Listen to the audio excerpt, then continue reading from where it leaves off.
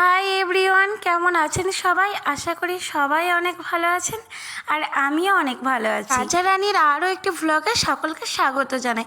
এখন বাজে ওই 7:22 মতন, কিন্তু আমি ঘুম থেকে উঠে পড়েছি আজকে অনেক সকালে, ওই 5টা মতন। আমার সব কাজও হয়ে গেছে আর স্নানও হয়ে গেছে, কারণ আজকে হচ্ছে দশহরা পুজো। এই যে তাই একটু ছাদে এসেছিলাম হাওয়া খেতে, কিন্তু ছাদে এসে দেখি সকাল সকাল ভারী একটা রোদ উঠে গেছে। হাওয়া দিচ্ছে কিন্তু হাওয়াটা গায়ে লাগছে না, সেই জন্য আমি নিচে চলে যাচ্ছিলাম যে দেখি মা এখন কি করছে। দেখেছেন জানলা দিয়ে রোদটা কেমন উঁকি মেরে একদম মুখে এসে লাগছে। তো এটা হচ্ছে আমাদের সেকেন্ড ফ্লোর। কোনো একদিন আপনাদেরকে ঘুরিয়ে সব দেখাবো। তাহলে চলুন এখন নিচে যাওয়া যাক। তো আমি নিচে এসে দেখছি মা এখানে পুজোর জন্য ফল কাটছে। আজকে মাই পুজো দেবে। তো আজকে না দশহরার সাথে সাথে গঙ্গা পুজোও আছে। তো আমাদের এই দশহরা পুজোর দিন অনেক নিয়ম আছে, সেই নিয়মটা না হয় আস্তে আস্তে শেয়ার করব। তো মায়ের এখানে ফল কাটা অলমোস্ট সব রেডি হয়ে গেছে, আর এখানে ঠাকুরতলায় চুলো এসেছে পুজো দিতে। তো এটা হচ্ছে প্রথম নিয়ম। আজকের দিনে এই মনসা গাছ টবে পুঁততে হয়, আর এই গাছটাকে আমাদেরকে পুজো করতে হয়। এই যে আজকে দশহরার দিন এই পুজো শুরু হলো, এরপর যত পঞ্চমী আছে সেই পঞ্চমীতে পুজো হবে, আর এই পুজোটা শেষ হবে শ্রাবণ মাসের সংক্রান্তির দিন। আমাদের আরও একটা নিয়ম হলো, যতক্ষণ না আমাদের পুজো হবে ততক্ষণ আজকের দিনে আমাদের গ্যাস বা উনুন কিছুই জ্বালতে নেই বা রান্না বসাতে নেই। সেই জন্য মায়ের সাথে সাথে আমরাও আজকে দুই ভাই বোনের সকাল সকাল ঘুম থেকে উঠে পড়েছিলাম, যাতে মাকে কিছুটা সাহায্য করা যায়।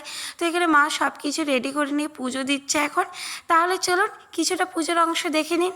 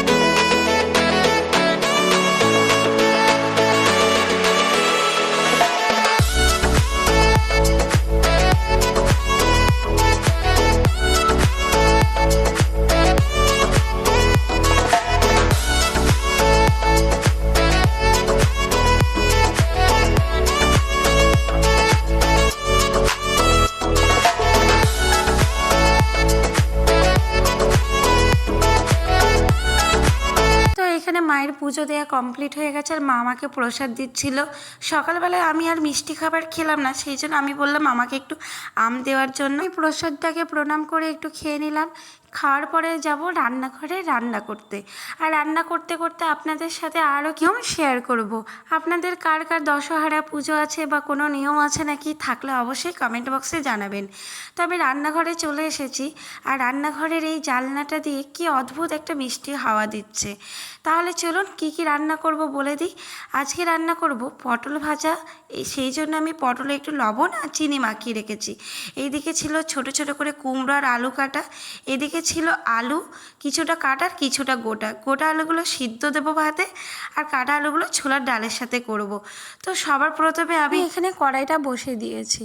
তো আমাদের এতগুলো নিয়মের মধ্যে আরও একটা নিয়ম হলো, আজকের দিনে চালটা একটু হালকা ভেজে নিয়ে ভাত করতে হয়। নর্মাল দিনে যেরকম চাল আর জল একসাথে বসিয়ে ফুটিয়ে নিই, আজকে আর সেটা হয় না। আজকে এই কড়াইয়ের মধ্যে একটু চালটা নেড়ে নিতে হয়। তো ওই একটা দুটো চাল একটু লাল হওয়া অবধি ওয়েট করতে হয়, তারপরে সেই চালটাকে ভালো করে ধুয়ে ভাত করে নিতে হয়। তো আজকে আর আমাদের মধ্যে কেউ ভাত বলে না, আজকে এটাকে বলে চাল সিদ্ধ। তো দেখুন আমার চালটা ভালোভাবে ভাজা হয়ে গেছে, আমি গ্যাসটা অফ করে নিলাম। এবার চালটা খানিকক্ষণ ভিজিয়ে রাখবো, তারপরে ভাত করে নেব। দেখেছেন বাঙালিদের কত নিয়ম, আর এই বাঙালিদের মধ্যে আবার ঘটিদেরই একটু বেশি নিয়ম থাকে। তো আমরা যেহেতু ঘটি, আমাদেরকেও এই নিয়মগুলো মেনে চলতে হয়। তো ওইদিকে চালটাকে ভিজিয়ে রেখে আবার কড়াইটা বসিয়ে দিয়েছি, আর কড়াইয়ে কিছুটা সর্ষে তেল দিলাম। আজকে আর 5 ফোড়ন দিইনি, আজকে একটু কালো জিরে ফোড়ন দিলাম। এই কুমড়োর তরকারিটাই প্রথমে বসাবো, সেই জন্য ওই ফোড়নটা যেই একটা ভালো গন্ধ বেরিয়ে আসলো, আর আমি কুমড়ো আর আলু কেটে রেখেছিলাম সেটা দিয়ে দিলাম। তারপরে হালকা একটু লবণ দিয়ে ভালো করে ভেজে নেব। হ্যাঁ, আপনাদেরকে তো বলতেই ভুলে গেছি, আজকে কোনো তরকারিতে আমরা হলুদ ইউজ করব না। মানে অনেক কাল আগে আমার ঠাম্মা আমার শাশুড়ি এই নিয়মটাই তুলেছিল, দশহারা বা পঞ্চমীর দিন আমাদের হলুদ ছাড়া তরকারি খেতে হয়। তো সেই নিয়মগুলোই রয়ে গেছে, কী আর করা যাবে। তো এখানে একটু আদা আর জিরে বাটা দেব, সেই জন্য আমি জিরেটা একটু শুকনো খোলায় ভেজে নিয়েছি, আর তারপরে আদা আর জিরে একসাথেই বেটে নিলাম। এটা ওই কুমড়ো তরকারিতে ইউজ করব। তো আজকে আর কোনো মিক্সিতে বাটলাম না, শিলনোড়াতেই বাটলাম। আমার শিলনোড়ার বাটনা বাটতে খুবই ভালো লাগে, আর এই শিলে বেটে মশলা দিলে তরকারি একটা আলাদাই টেস্ট। আজকে যেই রান্নাগুলো হবে সেগুলো আজকে খেতে যে কি অমৃত লাগে, কিন্তু এই খাবারগুলো অন্য দিন খেলে এই টেস্টটা আর পাওয়া যায় না, ভারী অদ্ভুত। কিন্তু এই আজকে একটু লেবুর সাথে মিশিয়ে খেতে খুবই ভালো লাগে। তো এখানে দেখুন আমার আদা আর জিরেটা ভালোভাবে বাটা হয়ে গেছে। এবার তরকারিটা দেখি। তো এখানে আমার কুমড়ো আর আলুটাও ভালোভাবে ভাজা হয়ে গেছে, একটু নেড়ে নিই।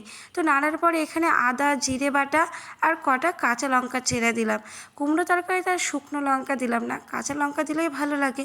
আজকে তরকারিটা একটু সাদা সাদা হবে, তবে স্বাদের দিক থেকে তো কোনো আর হেরফের হবে না, ওই একটা দিন খেয়ে নিতে হবে। তো এখানে ভালোভাবে আমার মশলাটা কষানো হয়ে গেছে, আর আমি পরিমাণ মতন একটু জল দিয়ে দিলাম। তো এটা এখন ভালো করে একটু সিদ্ধ করে নেব, আর ভালো করে একটু ফুটে যাক। তো ততক্ষণ অপেক্ষা করব, আর আমি একটু ঢাকা দিয়ে দিয়েছিলাম। তো ঢাকা খুলে দেখি ভালোভাবে ফুটে গেছে।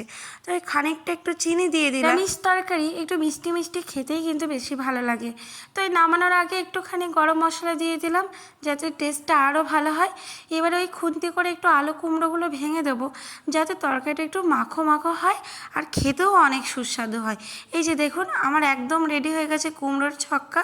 তো এবার এটাকে নামিয়ে নেব, আর বাকি যা যা রান্না আছে সেগুলোও করে নেব। ভেবেছিলাম আজকে একটু আলু পোস্তও করব, কিন্তু এখন আর সেটা করব না, সেটা একবারে রাত্রে করব।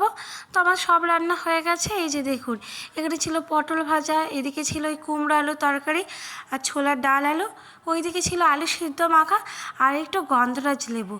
আহা, একদম যেন অমৃত। তো এখানে একটু গন্ধরাজ লেবুর সাথে মেখে একটু শুকনো লঙ্কা নেব, ভালো করে সেটা একটু মেখে এই পটল ভাজাটার সাথে খাবো। কী যে অমৃত লাগে আজকের দিনে এই খাবারটা খেতে। এই খাবারটা আমি অন্য দিনও খেয়ে দেখেছি, এর মতন স্বাদ আর আসে না। এটা শুধু এই আজকের দিনেই খেতে ভালো লাগে। সবথেকে বড় কথা হলো রোজ ওই একঘেয়েমি মাছ মাংস ডিম খেতে খেতে মুখটা যেন পচে গেছে। তো এই মাঝে মাঝে এরকম খাবার খেতে মন্দ লাগে না বলুন। এই যে আমি দেখুন একটু শুকনো লঙ্কা লেবু আর একটু লবণ দিয়ে ভালো করে ভাতটা মেখে নিলাম, তারপরে এই পটল ভাজা আর একটু আলু সিদ্ধ দিয়ে খেলাম। মুখে দেওয়ার সাথে সাথেই যেন একদম প্রাণটা ফিরে এলো। তাহলে চলুন আমি খেয়ে নিই।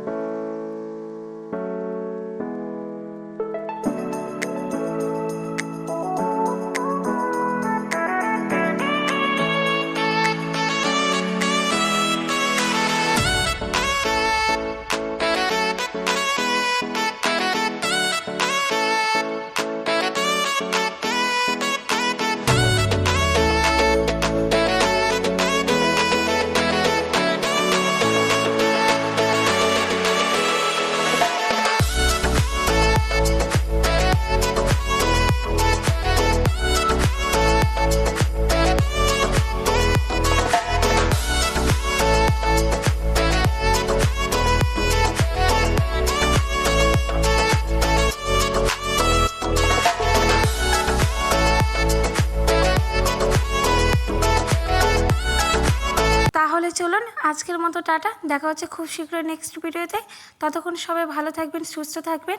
আর যারা একদম আমার চ্যানেলের নতুন সদস্য তারা প্লিজ চ্যানেলটিকে সাবস্ক্রাইব করে দেবেন, আর ভিডিওটা ভালো লাগলে লাইক কমেন্ট করে দেবেন।